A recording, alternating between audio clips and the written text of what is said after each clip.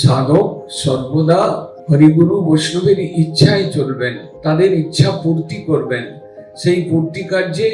সম্পূর্ণরূপে নিয়োজিত হবেন, সেই ইচ্ছা পূর্তিতে সব রকম ভাবে চেষ্টাশীল হবেন এবং হরিগুরু বৈষ্ণব তাদের গৃহে থেকে আনন্দের সঙ্গে করবেন। সাধকের সাধনকালে এই উপলব্ধি যদি না আসে, শরণাগতির প্রয়োজন রয়েছে সাধনে, এটা একটা উপলব্ধি, কিন্তু তার থেকে অনেক বড় উপলব্ধি শরণাগতিটা কি জিনিস, তার ভাবটা আমার মধ্যে এসেছে কিনা